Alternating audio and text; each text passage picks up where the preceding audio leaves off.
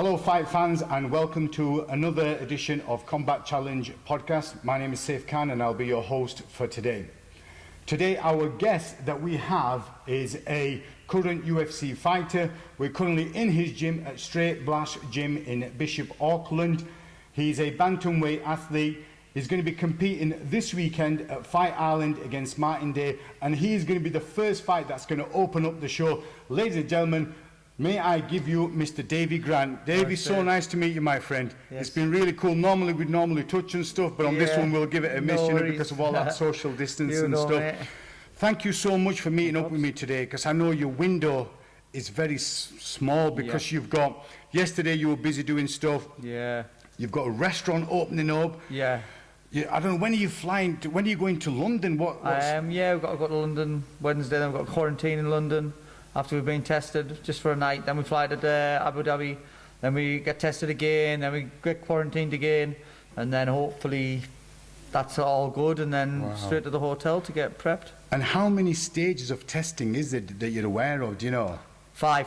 5? 5 tests. And is it the normal way to check your temperature, or is it a little bit all more the than that? swabs and everything, I think, like that, so you get temperature swabs, the full works. They go on the extra mile to make sure everyone's safe, you know what I mean? It's nice to know. They've got to do it, I've heard, right, and Dana White were chatting about this, about up the nostril, and and it's not really comfortable. I don't know if that's what they'll do to yourself, but probably it is what it is, man. Yeah. Fight Island, brother. Yeah.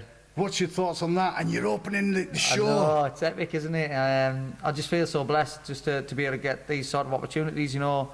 I just did MMA because I loved it, and then things like this sort of just keep spiraling, and it just keeps getting better and better. Yeah. It's it's a once in a lifetime opportunity. I can't see anything like this coming around again.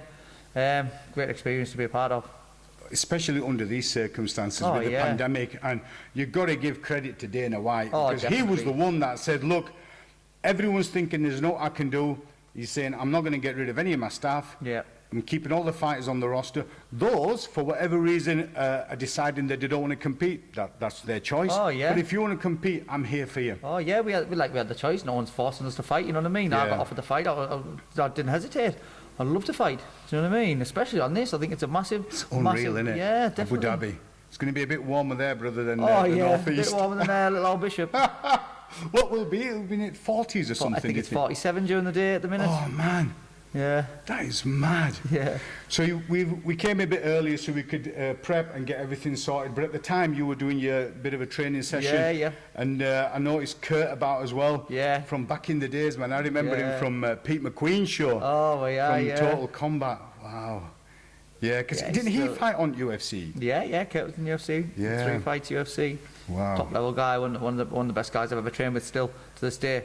Yeah, great training partner. Because that was the era where there was Kurt, there was the Real Deal. Yeah, Ross. Yeah, he was around as well, and he was under Total Combat as well. It was all that, wasn't it? Yeah, you know, like came up like sort of on the local shows, you know what I mean? That's how you do it, innit? You got to pay your dues. Well, I'm so grateful that you're here chatting to me, man. No problem, even though pleasure. we're a couple of days away, and we're so lucky. I can't believe it. But anyway, let's get straight into it. So we've got UFC 251. Yep. We've got Martin Day. Now, do you know anything about Martin? I've been watching a few of his fights and stuff. I always have a little bit of research on the opponents and stuff. Sure. Yeah, good, exciting fight there. Got some nice like kicks and stuff like that. Uses the cage well. It's one of them. He likes his spinning kicks, doesn't he? Yeah, he likes to spin, likes the flashy stuff. You know, it looks good.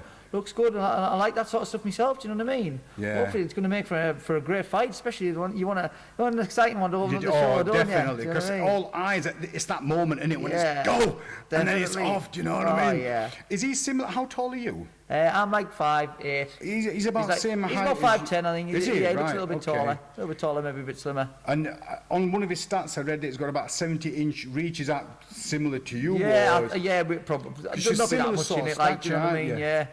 Yeah, so I don't think there'll be that much in it. He did an interview a couple of days ago, and in the interview he's saying that he predicts that what's going to happen is you're going to end up looking for the takedown because he's going to have a superior striking to yourself.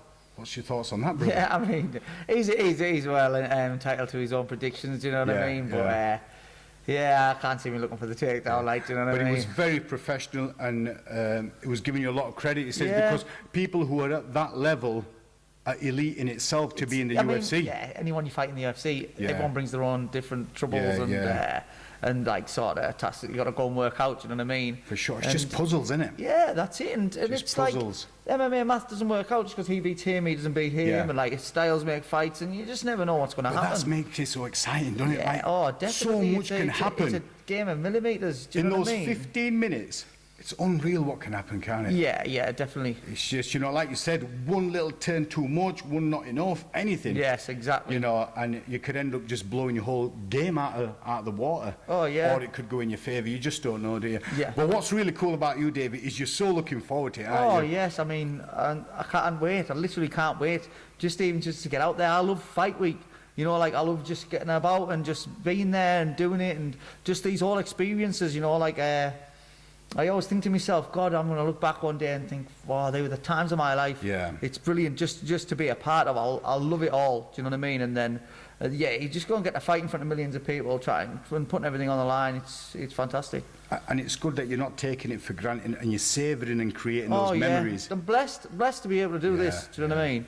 It's like you say with the sport, a lot of things can go right and a lot of things can go wrong, and some people probably deserve the shot, maybe never get there, through different things. I don't know, injuries or just being in the wrong place at the wrong time.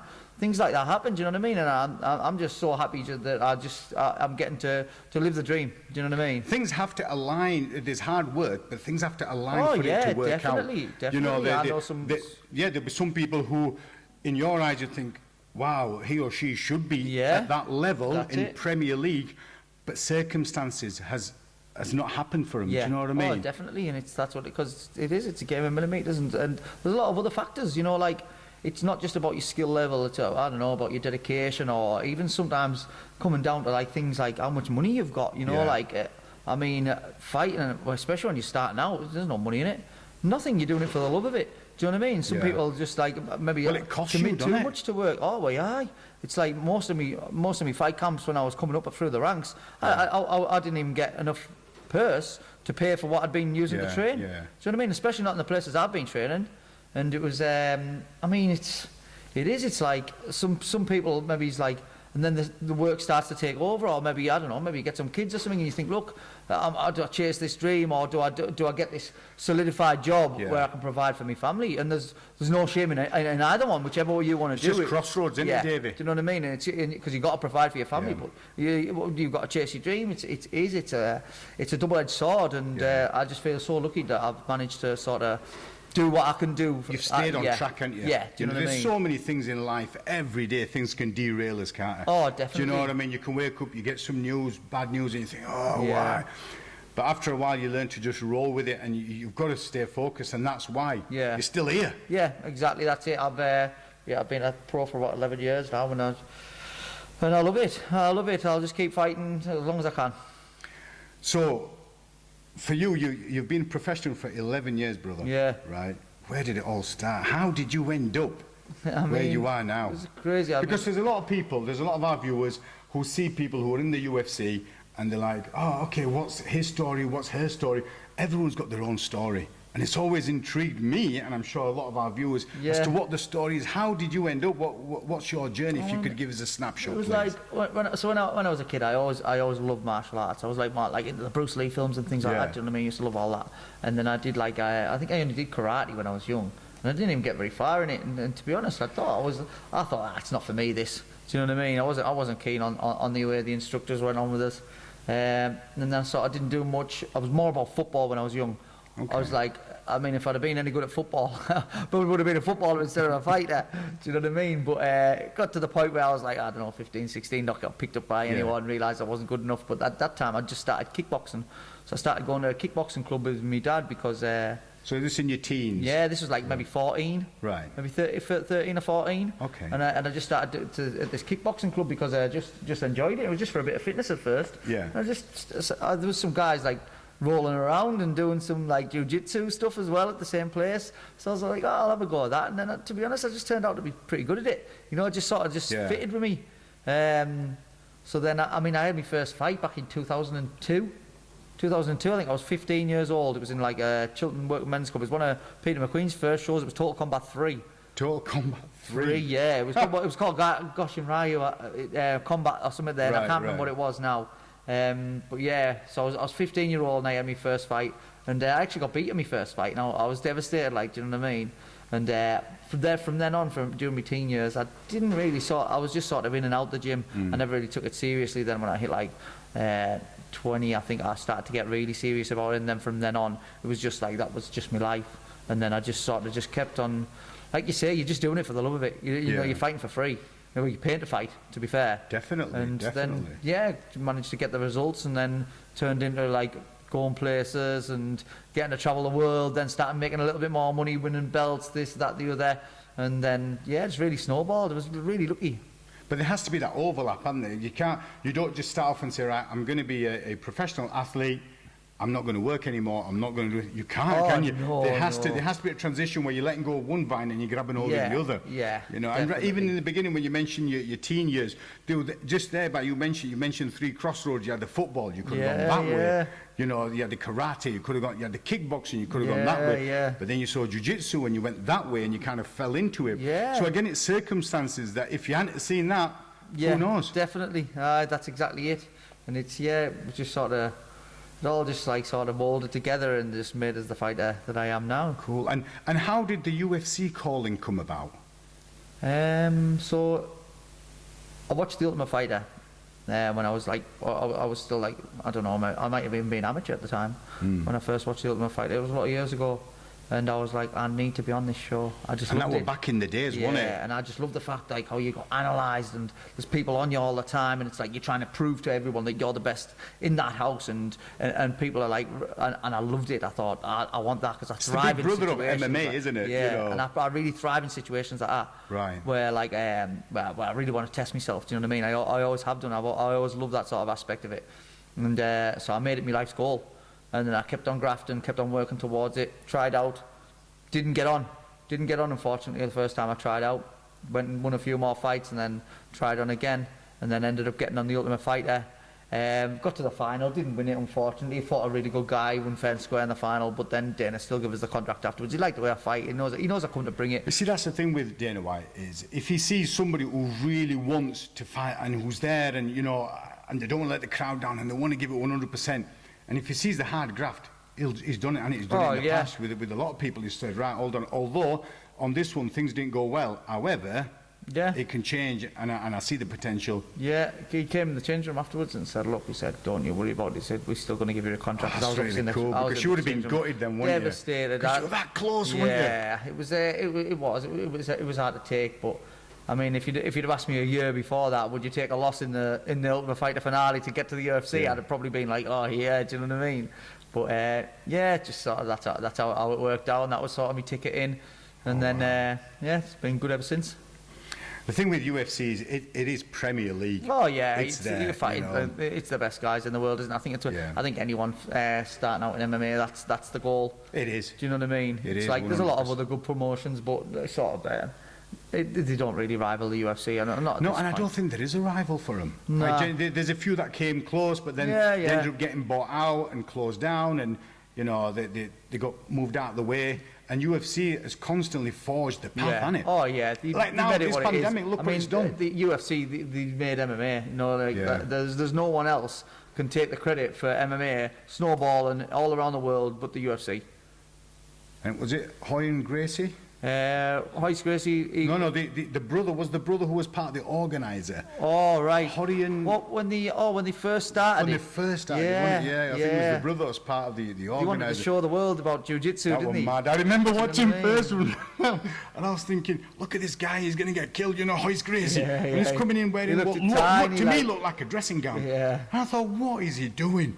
Do you know what I mean? And then you see the skill. Yeah. And you think, whoa. Yeah, I think it changed the face of martial arts forever because everyone thought that the best way to fight someone was to punch them or kick them. Yeah. No, and then the grapplers came onto the scene and thought it was like, that's what you do. And then until people managed to counteract that, and then that's when the wrestlers came into play. Evolved, isn't it? And then everyone needed to counter wrestle. Everyone needed to like all the submission skills and obviously the submission escapes and things like that. And then put it together. And now it's just like you just need the full package. Yeah. Do you know what I mean? There's not like it's very rare that you get them traditional matches of like striker versus grappler. Do you know what I mean? Which was a lot more common back in the old days, but now it's like it's its own thing, and everyone's just so well rounded. Well, it does. It evolves, doesn't it, Davey? Yeah. I can remember back in the days where the Colemans of this world, you know, the godfather of ground and pound, the Tito Ortiz of this world, you get somebody down, get him next to the cage, keep him there and pound him. Then it evolved, and like, whoa, you got to get him away from the cage, because they're going to walk the wall. That's it, it's just doing circles, isn't it? You know what I mean? It's like, and like, that's the evolution of it. And then Machida comes along with these kicks, and you're like, whoa, karate, and all these karate gyms open up, and you're thinking, whoa, unbelievable. And then Sambo comes along, and it's all this crazy, you know, and then Anderson Silva comes along, you know, the Spider doing his thing, and GSP then comes along, and he evolves it further. It's just unreal how it's just carried on going. And it's like, I think there's been so much evolution because it's such a new sport. Do you know what I mean? That like people are just coming up with new, different ways to do things, and like, and there's so much variety in what you can do. It's like the amount of different things you can do with your body, to strike, to grapple. You know, like it's crazy. There's just, the spectrum is just so wide. You just don't know what's going to happen next. And who would have thought of like wrapping your legs and what's this rubber guard and what's this 10th planet? Yeah.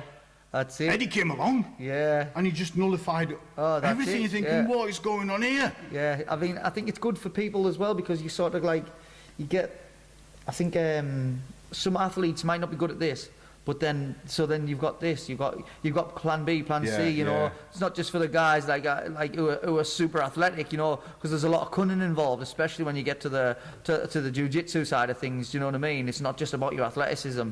It's loads more cerebral. So like you can get like normal guys who maybe wouldn't be like the best athlete, but they can still do really well because they're just a lot smarter, or the fight IQ is slightly higher. 100%. And maybe not as fast, not as strong or whatever, but they can still hold their own. Do you know what I mean? It's like I do a little training with Craig Tetley in Bradford, and he says it's all about setting traps. Yeah. So, you know, you make them think you're going one way, and they fall into that trap. Yeah, you've got to be a few steps, haven't you? You know what I mean? It's physical chess. Yeah. You know what I mean? Those games of drafts are over, aren't they? Yeah. We're on chess now. Oh, We've yeah. upgraded. That's it, definitely. We're not doing it. That's the evolution of it, isn't it, brother? Definitely.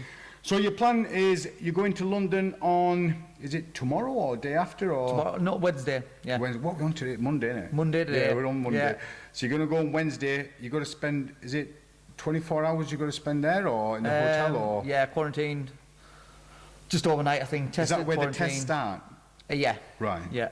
And then fly, and test, then quarantine, then to the fighter hotel. So the fighter hotel, when will you get there for? Is it Friday, I think. Friday, okay. Wow, man, so you're going to have a week there just... Oh, yeah. It's like everyone's wanting to go on holiday, and I'm getting 2 weeks in Dubai. Do you know what I mean? Honestly, I'm so happy for you, man. Yeah, honestly, cheers, man. Davey, Appreciate that. You're such a cool guy. I remember you coming down to one of my shows as well in Bradford. You're so pleasant, man, and I'm so grateful that you've let us come. Oh, no in problem this at way, all. your window is Absolute so pleasure. tight, Absolute and it's pleasure. really cool, man. From myself and the views from Combat Challenge, we wish you all the luck, brother, and hopefully you'll come back with the W, and then we can talk a little bit about that. Definitely. And then we'll move on to the next one. Yes, no. Davey, thank you so much, and we'll hopefully catch up with you when you come back. Okay, normally we do a hug, but I'll just give you a virtual fist bump. Right, boom, there we go.